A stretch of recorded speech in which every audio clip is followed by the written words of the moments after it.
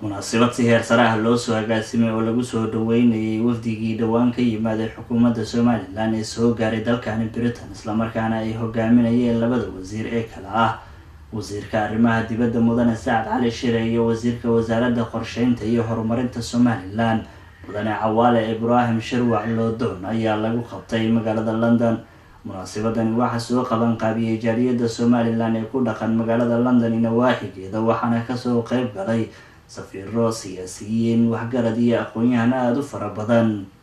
qaar ka mid ah dadkii munaasabadan ka hadlay hadaladoodii waxaa ka mid ahaa marwan iyo mudaynaan dhammaantiin aad iyo aad mahadsantihiin xafladan quruxda badan ee ka soo qayb gasheen ee lagu soo dhaweynayo wasiirka qorsheynta qaranka Cawaale Ibrahim Shirwac iyo wasiirka arrimaha dibadda Saad Cali Shire.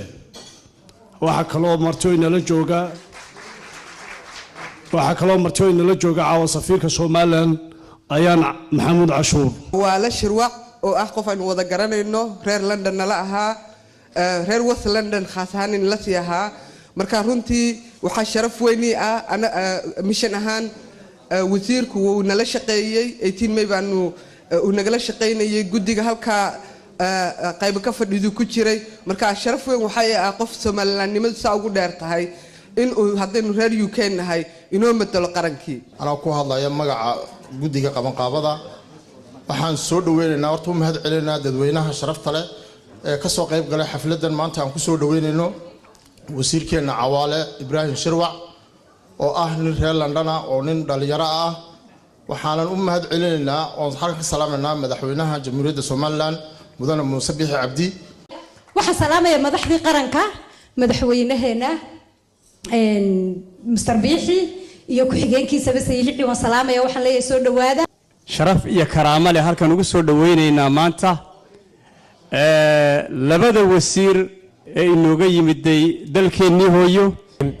marka hore waxaan u salaamayaa guddiga soo qaban qaabiyay kulankan caawa ah waxaan kaloo aad u salaamayaa iyagana labada wasiir Dr. Shire iyo Shirwac.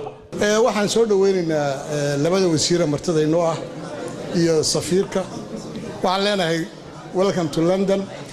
waqaba badan buu ku Allah bashku kamid yahay waxaan jeclahay wax ka bedeli doono marka mataqaanay adduunka qaylada loo dirayana wax ka qaban doono waan soo dhaweynaa Cawaale waa kulli inaan wax badan ku ogahay reer marka la yiraahdo walaalka haduu yahay inuu ku soo dhawaan aqoontaada iyo cilmigaaga ninkii kugula soconaya kugula socdo laakiin nin shamiis reereed ku soo gashaday iska dheeree.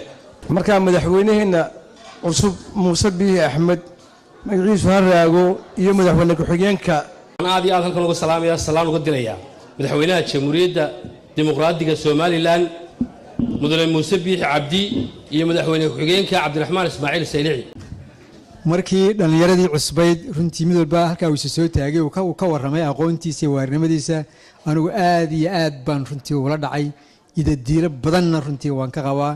dhalinyarada waxa kamid ahaa Shirwac baa kamid ahaa waxaas leeyahay wax badan ayuu ka qaban doonaa ka bedeli doonaa ku korin doonaa wasaaradda loo igmaday wasaarad aad iyo aad u muhiim ah. inta marka laga gudbo waxaan rabaa inaan u mahadnaqo bulshada Somaliland dhamaanteed ee ku nool magaalada London wadanka UK. waxa kale oo aan rabaa inaan u mahadnaqo mar haddii aan halkan joogo oo dawlad matalano oo inaan u mahadnaqo dawladii aan ka mid ka ahay madaxweynahayga iyo dhammaan xubnaha golaha wasiirada. munaasabadan ayaa ku soo idlaatay jawi aad u wanaagsan. Cabdi Fataax Ali Shirwac, telefishinka caalamiga Home Cable, magaalada London.